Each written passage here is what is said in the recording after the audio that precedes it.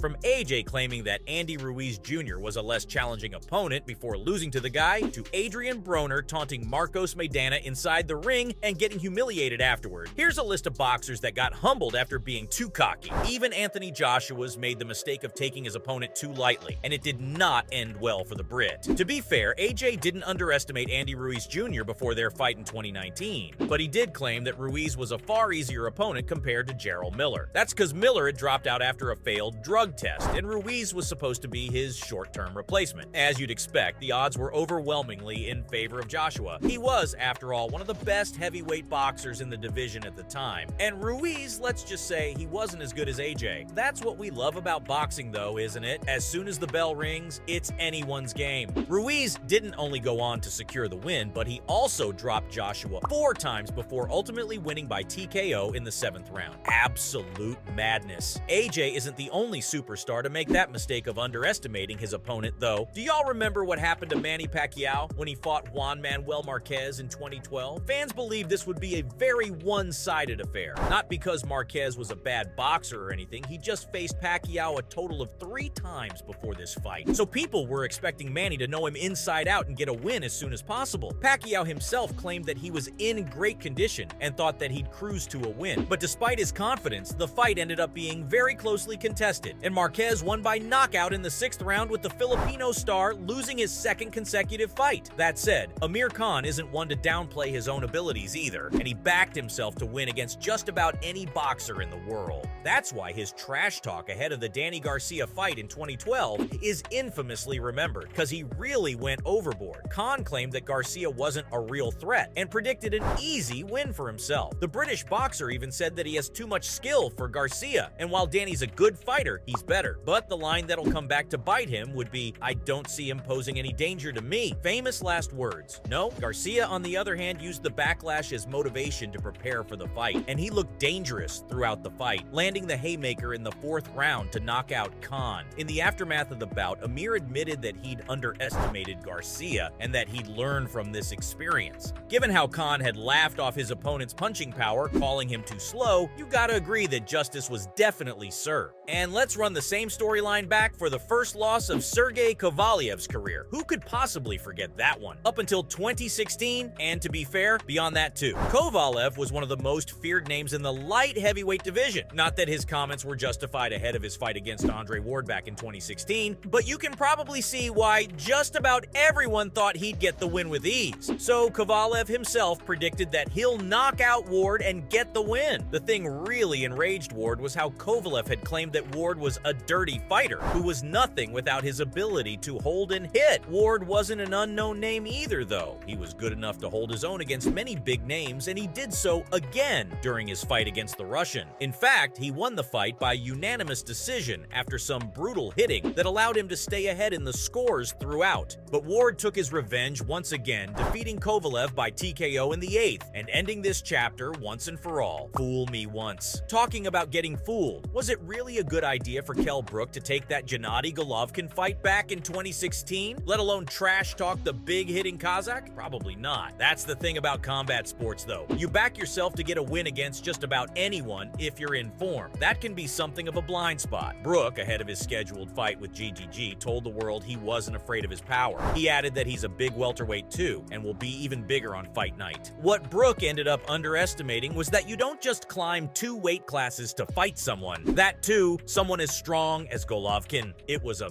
major mistake. Golovkin broke Brook's eye socket. I can't even imagine how much that would hurt. The fight was stopped in the 5th round, and Brook admitted that GGG was a much better fighter, praising him for his power and skills. The round started, he came out with that extra pressure to make a statement to Brook this round.